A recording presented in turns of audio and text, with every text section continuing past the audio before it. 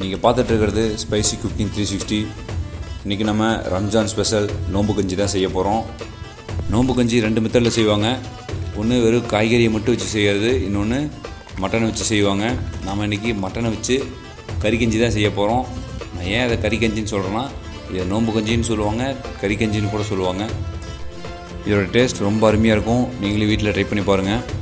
வாங்க அது எப்படி பண்ணுறதுன்னு பார்த்தலாம்.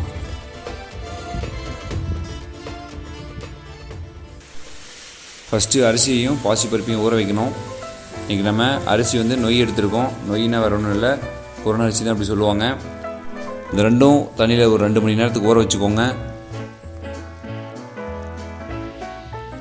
அடுத்து நோம்பு கஞ்சிக்காக என்னென்ன பொருள் சேர்க்க போகிறோன்னு பார்த்துடலாம். வெங்காயம், தக்காளி, புதினா, கொத்தமல்லி இலை, பச்சை மிளகாய், இஞ்சி பூண்டு பேஸ்ட், அதுக்கப்புறம் கறியை நல்லா கொத்தி வச்சுக்கோங்க. அடுத்து பட்டை, கிராம்பு, ஏலக்காய், அன்னாச்சிப்பூ, இது மட்டும் போதும்.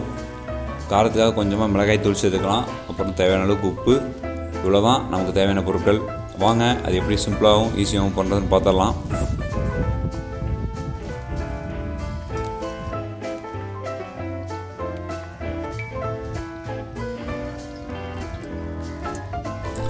எண்ணெய் சூடானதுக்கப்புறம் பட்டை, கிராம்பு, ஏலக்காய், அன்னாச்சிப்பூ சேர்த்துக்க போகிறோம். சேர்த்துட்டு அதுக்கப்புறம் ஆனியன், தக்காளி, புதினா இலை, கொத்தமல்லி இலை அது எல்லாத்தையும் ஒன்றா சேர்த்து வதக்க போகிறோம். கூடவே பச்சை மிளகாய், இஞ்சி பூண்டு பேஸ்ட் எல்லாத்தையும் சேர்த்து நல்லா வதக்கிக்கணும்.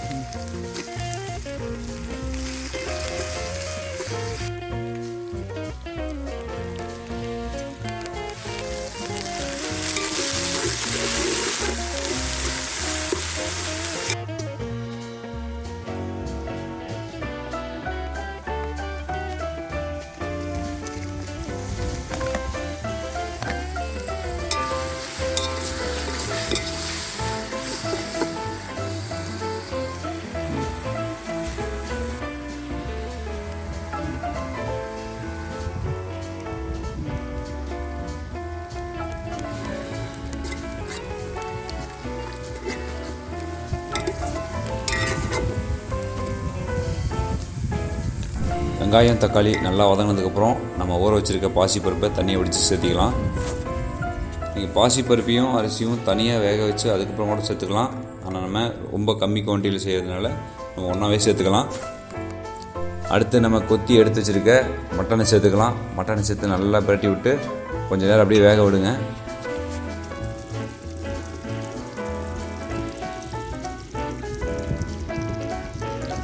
கறி சேர்த்துட்டு ஒரு 5 நிமிஷம் நல்லா வேக விடுங்க. வேக விட்டதுக்கப்புறம் தண்ணி சேர்த்துக்கலாம்.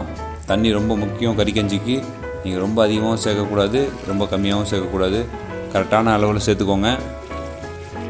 நீங்கள் தண்ணி ரொம்ப கம்மியாக சேர்த்துட்டிங்கன்னா கஞ்சி ரொம்ப கட்டியாயிரும். அதனால் நீங்கள் தண்ணி தேவையான அளவுக்கு சேர்த்துக்கோங்க. ரொம்ப அதிகமாகவும் சேர்க்க வேணாம். தண்ணி சேர்த்ததுக்கப்புறம் கொஞ்சம் நேரம் நல்லா வேக விடுங்க. கறியும் பாசிப்பருப்பும் நல்லா வேகணும். அதுக்கப்புறம் நம்ம ஊற வச்சுருக்க அரிசி சேர்த்துக்கலாம்.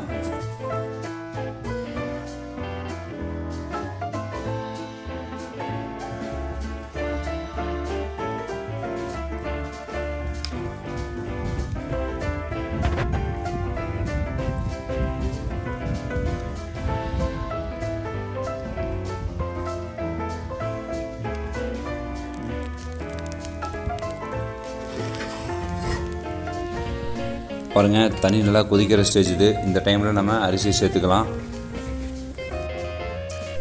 அரிசியை சேர்த்ததுக்கப்புறம் நல்லா கிளறி விட்டுகிட்டே இருக்கணும். நீங்கள் அப்படியே விட்டிங்கன்னா அடிப்பிடிக்க ஆரம்பிச்சிடும். நீங்கள் தண்ணி அதிகமாக சேர்த்துருந்தாலும் சரி, நல்லா கிளறி விட்டிங்கன்னா தான் கீழே இருக்கிற அரிசிலாம் மேலே நல்லா வேக ஆரம்பிக்கும்.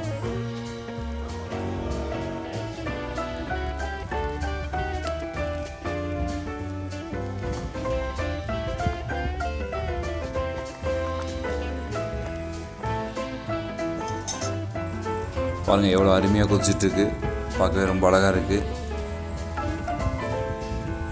ஆல்மோஸ்ட் ரெடி ஆகிடுச்சு கறி கஞ்சி. பாருங்கள், அந்த தண்ணி கூட அந்த அரிசி, பாசிப்பருப்பு, கறி எல்லாம் அப்படியே நல்லா கரைஞ்சி வந்திருக்கு. இந்த ஸ்டேஜில் நம்ம அரைச்சி வச்சுருக்க தேங்காயை சேர்த்துக்கலாம். நீங்கள் தேங்காயை நல்லா அரைச்சி கூட சேர்த்துக்கலாம், இல்லைனா நீங்கள் தேங்காய் பால் மட்டும் சேர்த்துக்கலாம்.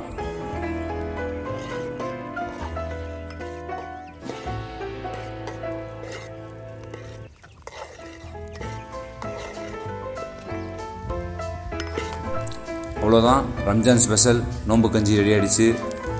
அதாவது கறி கஞ்சி ரெடி ஆகிடுச்சு. வாங்க குடிச்சு பார்த்துடலாம் எவ்வளோ டேஸ்ட்டாக இருக்குன்னு.